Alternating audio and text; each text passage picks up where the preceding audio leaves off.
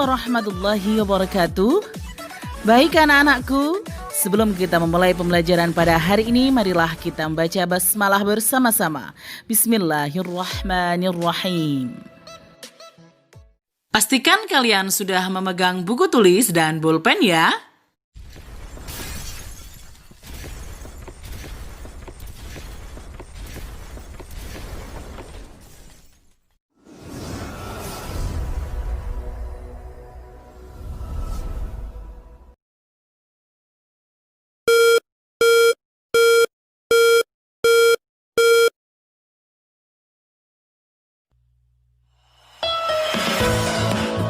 Baik anak-anakku siswa-siswi MTSN 3 Jombang, pertemuan kita pada hari ini adalah lanjutan dari materi kita minggu lalu yang secara khusus akan membahas tentang pengaruh kerjasama ASEAN terhadap kehidupan negara-negara ASEAN.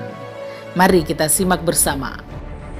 Anak-anak, cakupan materi kita pada video ini yang pertama adalah pengaruh perubahan ruang dan interaksi keruangan terhadap kehidupan ekonomi negara-negara ASEAN. Yang kedua, pengaruh perubahan ruang dan interaksi keruangan terhadap kehidupan sosial negara-negara ASEAN. Yang ketiga, pengaruh perubahan ruang dan interaksi keruangan terhadap kehidupan budaya negara-negara ASEAN. Yang keempat, pengaruh perubahan ruang dan interaksi keruangan terhadap kehidupan politik negara-negara ASEAN. Dan yang kelima, pengaruh perubahan ruang dan interaksi keruangan terhadap kehidupan pendidikan di negara-negara ASEAN. Mari kita bahas satu persatu anak-anak. Interaksi antar negara ASEAN dalam bentuk kerjasama ternyata memberikan banyak pengaruh pada kehidupan masyarakat ASEAN. Nah, apa sajakah pengaruh tersebut anak-anak? Kita akan melihat dari yang pertama adalah pengaruh perubahan ruang dan interaksi keruangan terhadap kehidupan ekonomi negara-negara ASEAN. Latar belakangnya, kemajuan teknologi informasi dan komunikasi, terutama penggunaan internet yang kian meluas, membawa dampak nyata terbukanya ruang dan kesempatan baru dalam transaksi perdagangan antar negara. Keberadaan Uni Eropa dan Perjanjian Perdagangan Bebas Amerika Utara mendorong negara-negara ASEAN dalam menggagas kerjasama dalam bidang perdagangan yang lebih luas lagi. Nah, itu yang melatar belakangi pemikiran perlunya kerjasama di bidang ekonomi yang lebih luas lagi anak-anak. Baik, kita lanjutkan. Contoh bentuk kerjasama ekonomi di antara anggota ASEAN adalah terbentuknya Masyarakat Ekonomi ASEAN atau MEA. Masyarakat Ekonomi ASEAN atau MEA digagas untuk membentuk pasar tunggal dan menciptakan kondisi yang kompetitif antar negara demi peningkatan negara-negara anggotanya. MEA ini digagas sejak Konferensi Tingkat Tinggi ASEAN tahun 1997 di Kuala Lumpur, Malaysia, dan pada KTT ASEAN di Filipina pada tahun 2006 disepakati bahwa MEA akan dilaksanakan pada tahun 2015 dipercepat dari rencana semula pada tahun 2020.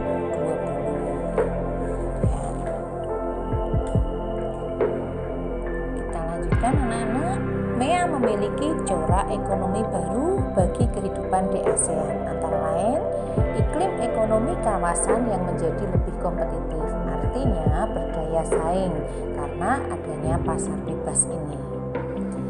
Yang kedua, usaha untuk pemerataan ekonomi dalam ruang lingkup negara-negara yang tergabung dalam ASEAN, sehingga setiap negara itu mempunyai kesempatan yang sama tergantung pada kompetisinya. Integrasi ekonomi global dan pelosok untuk menjadi basis produksi serta pasar tunggal. Nah, ini memang diinspirasi dari adanya Masyarakat Ekonomi Eropa. Apa keuntungan MEA? Yang pertama, membuka peluang untuk penanaman modal asing. Yang kedua, mempermudah perdagangan di ASEAN karena dihilangkannya hambatan-hambatan perdagangan. Karena merupakan kawasan pasar bebas yang tidak ada kebijakan-kebijakan yang menghambat terhadap perdagangan.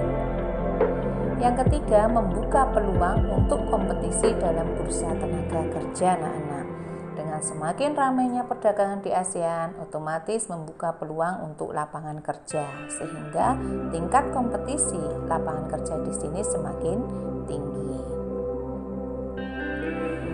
Nah, yang kedua, kita akan lanjutkan dengan pengaruh perubahan ruang dan interaksi antar ruang terhadap keberlangsungan kehidupan sosial di negara-negara ASEAN.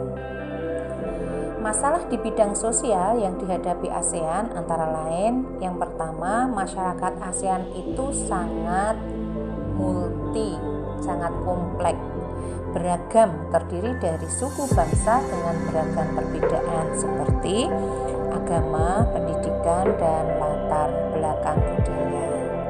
Yang kedua juga adanya perbedaan kepentingan dan ideologi bangsa.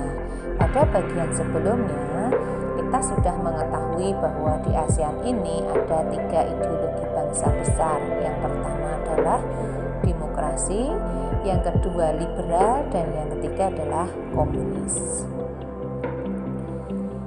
Nah, ini adalah contoh konflik di bidang sosial anak-anak.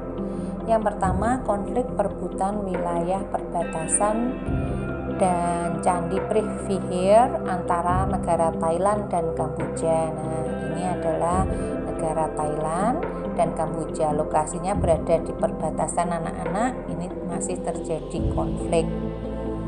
Nah, ini Candi Privihir. Yang kedua, sengketa perbatasan wilayah kedaulatan Blok Ambalat antara Indonesia dan Malaysia. Tahun 69 itu penandatanganan tapal batas landas kontinen 27 Oktober 69 anak-anak. Tahun 79 secara sepihak Malaysia memasukkan Ambalat ke wilayahnya.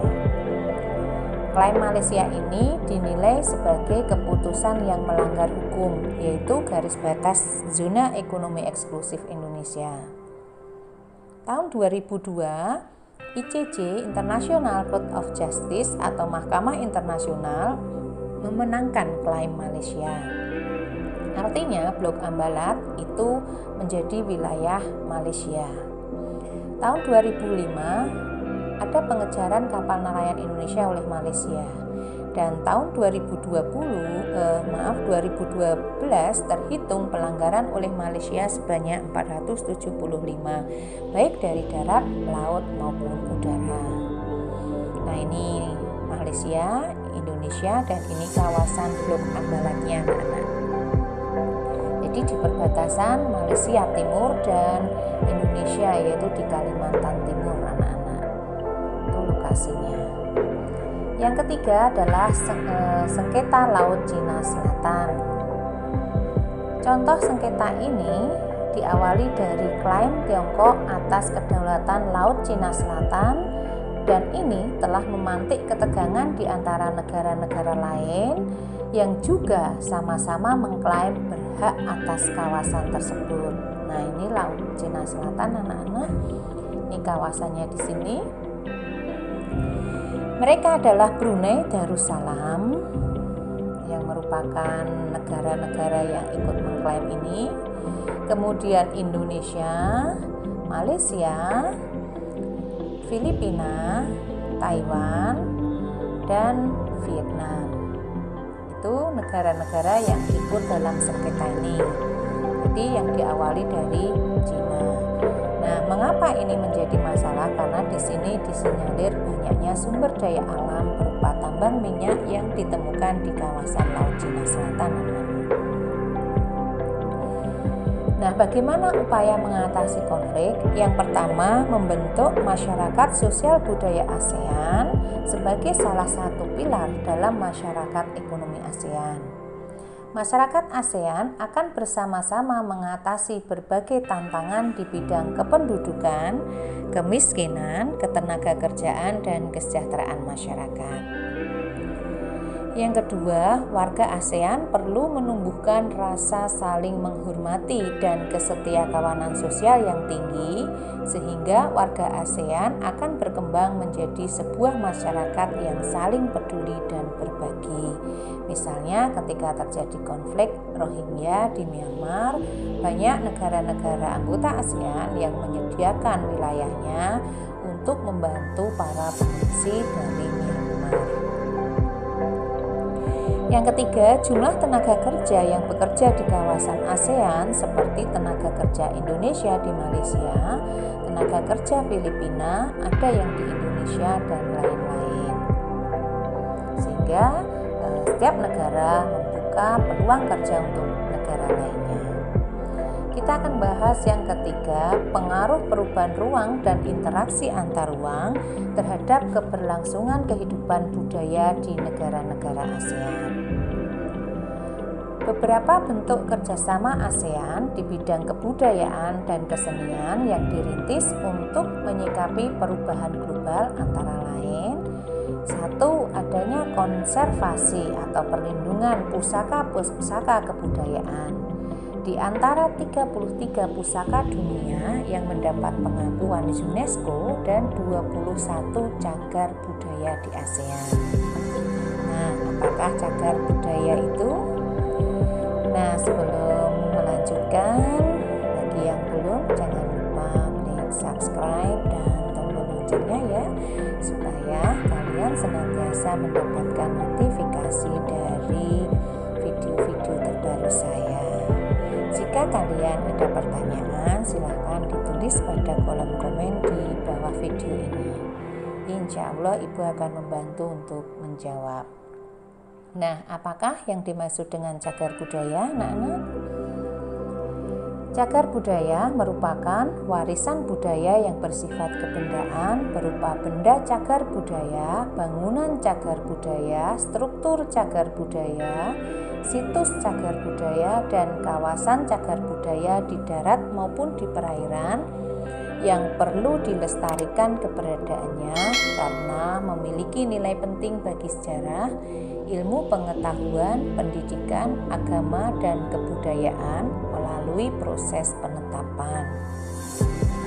Nah, beberapa contoh cagar budaya yang dimiliki negara-negara ASEAN antara lain kapal yang terdampar akibat tsunami di Aceh, monumen lubang buaya di Jakarta, Indonesia, kuil Arul Migu Sri Raja Kaliaman di Malaysia, dan museum arkeologi di Bagan, Myanmar, dan lain-lain. Nah, ini adalah contoh kuil Arul Migu Sri Raja Kaliaman di Malaysia, anak-anak.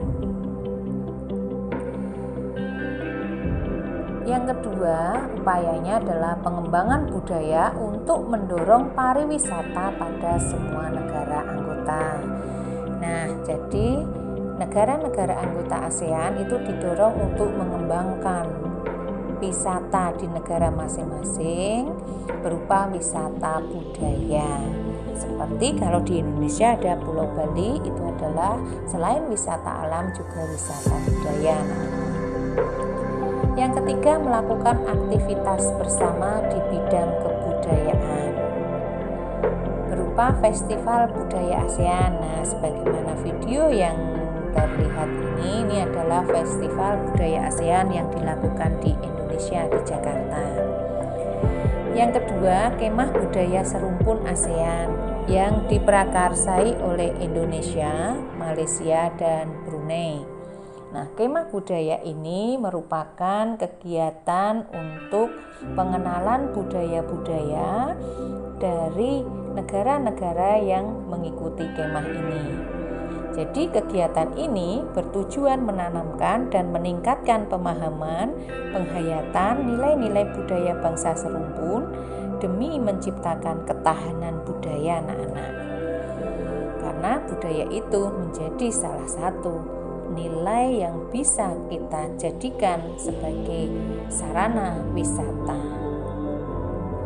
Kegiatan kemah budaya ini sudah dilakukan beberapa kali anak-anak dan diprakarsai oleh 3 negara tersebut. Yang keempat, kita akan bahas pengaruh perubahan ruang dan interaksi antar ruang terhadap keberlangsungan kehidupan politik di negara-negara ASEAN. Beberapa permasalahan politik sebagai dampak interaksi antar negara ASEAN antara lain sengketa perbatasan wilayah.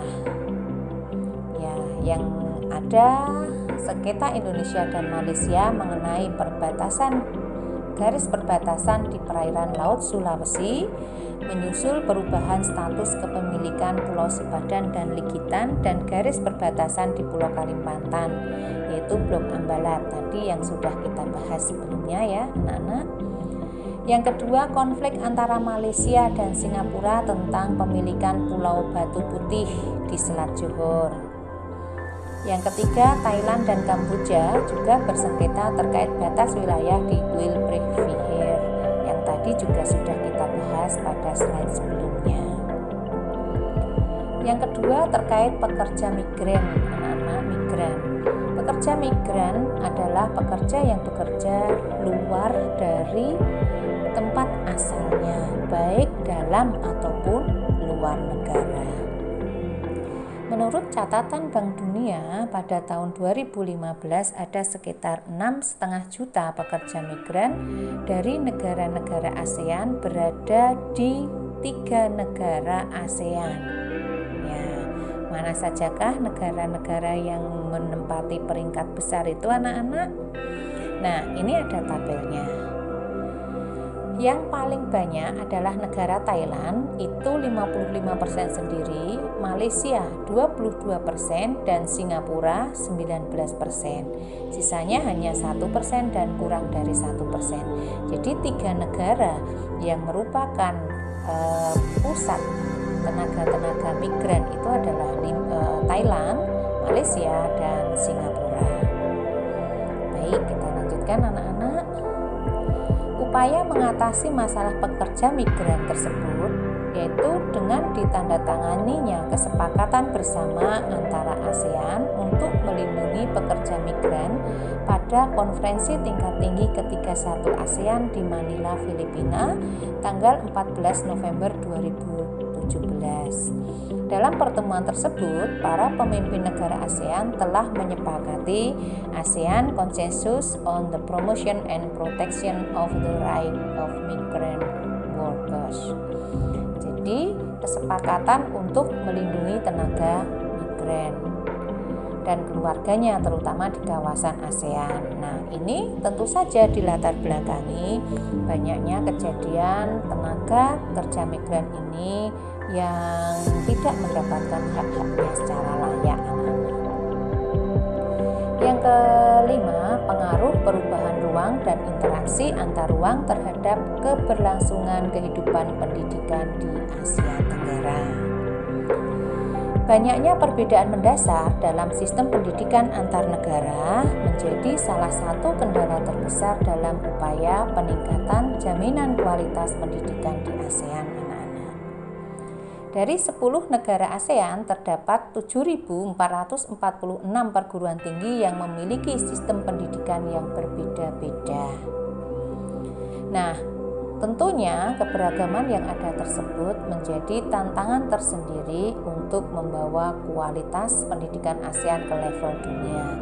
Nah, di sini kalian bisa melihat peringkat negara berdasarkan indeks pendidikan UNESCO. Yang tertinggi adalah Singapura, peringkat 9 dunia, Brunei Darussalam 30 dunia, Malaysia 62, Thailand 89, Indonesia 108 dunia, Filipina 117 dunia, Vietnam 121 dunia, Kamboja 136 dunia, Laos 139 dunia, dan Myanmar 150 dunia. Itu peringkat negara berdasarkan indeks pendidikan dari UNESCO, anak-anak. Nah, untuk memperdalam wawasan kalian, silahkan kalian jawab kuis berikut ini. Kalian bisa berdiskusi dengan orang tua kalian, saudara-saudara kalian yang mendampingi, atau teman-teman kalian. Bisa juga bertanya langsung dengan Bapak Ibu guru kalian. Yang pertama, jelaskan keuntungan MEA bagi negara-negara anggota ASEAN. Yang kedua, jelaskan bentuk bantuan Indonesia untuk konflik di Rohingya, Myanmar sebagai wujud kepedulian anggota ASEAN. Yang ketiga, mengapa pengembangan budaya dapat mendorong pariwisata. Yang keempat, jelaskan faktor penyebab terjadinya konflik di Laut Cina Selatan. Dan yang kelima, jelaskan bagaimana upaya meningkatkan pendidikan di negara-negara anggota ASEAN. Nah, silahkan kalian jawab dan kirimkan kepada Bapak Ibu guru kalian ya, anak-anak. Baik anak-anakku, saya sudah pembelajaran kita pada hari ini. Thank you so much for your attention and see you again on the next video. Jangan lupa subscribe, like, share, and comment. Semoga bermanfaat ya.